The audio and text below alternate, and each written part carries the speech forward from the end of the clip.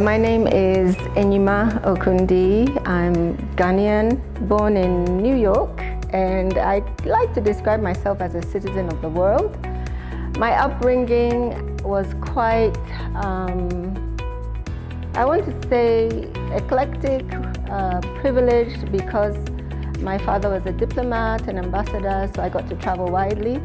But it also birthed in me, through my parents, a strong sense of identity as a Ghanaian, a sense of culture and pride for our continent, and a strong desire always to come back and contribute to the development of my nation.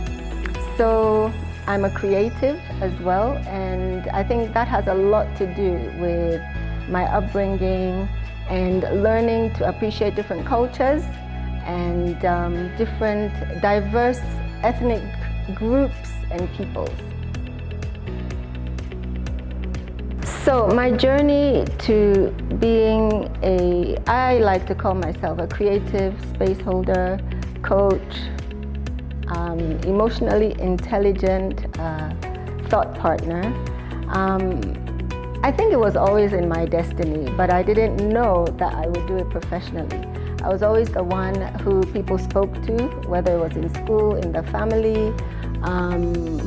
Very early, maybe because I was the last of 4 children with 3 high-achieving siblings, learning to listen, understand, and be a safe space for people was part of my journey. And so I think it was inevitable to find myself doing my diploma in counseling and psychology, even though I spent years as an economist and working in corporate. This was my passion, and it allowed me to hold space in my other passion, which is creative design. So I do interiors, I do clothing, and I always found myself holding space for my clients, really emotionally and intelligently, with the things that they were dealing with in those 2 spheres of life.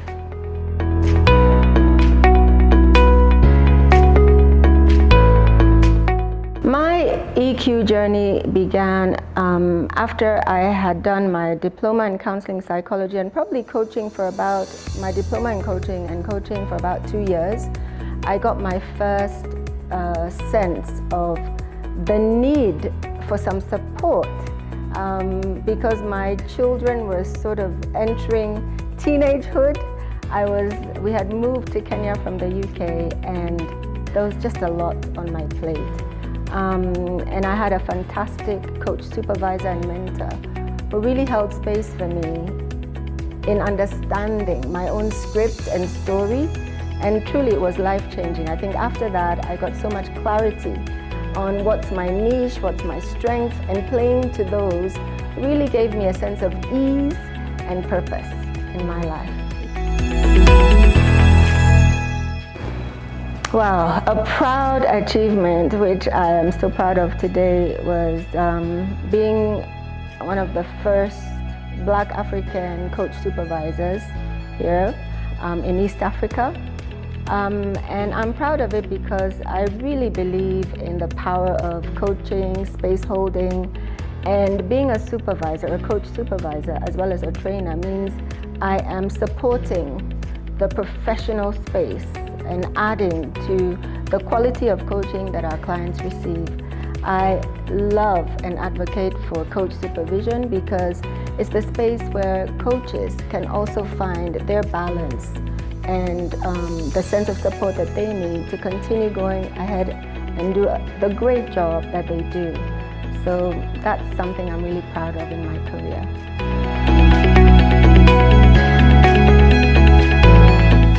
The most profound change I've seen in a leader who has applied emotional intelligence is a sense of confidence and a sense of freedom or daring. They tend to do that which they've not had the courage to do for a long time. And I think it's a result of actually really getting a sense of who you are and accepting it as well, making peace with it and not apologizing for it. And I think that's what emotionally intelligent people are able to do. They know themselves really well, but they also tend to be able to understand the other person. So that gives you the freedom to really exist and operate in spaces authentically. Wow, my North Star, it's just transformation and impact. It's such a gift, whether it's training coaches, supervising coaches, or holding space for clients. It's that aha moment, that moment where people have this turnaround, where they not only see the possibilities, but they feel equipped to actualize. And I think one person at a time is my work ethic. If I can help one person at a time, then I'm making a difference. And really, I've dedicated a lot of my life now and time and career to my own growth so that I can keep impacting others effectively. My non-negotiable everyday action to avoid burnout is rest. I have days when I start later than other days so that I can really invest in my own rest, and not just sleep time, but mental rest. Taking regular breaks or scheduling my day to have good breaks in between sessions where I rest my mind is another good habit. And just scheduling days off in a month in advance, blocking them off where I totally switch off and actually pour into myself creatively or with reading things that fill me is my absolute non-negotiable. A hidden barrier is not so hidden, but I think it's time. It's about making time to know yourself and to assess yourself on a daily basis or weekly or even minute by minute when in different spaces. We're often rushing. There's a great book called The Ruthless Elimination of Hurry.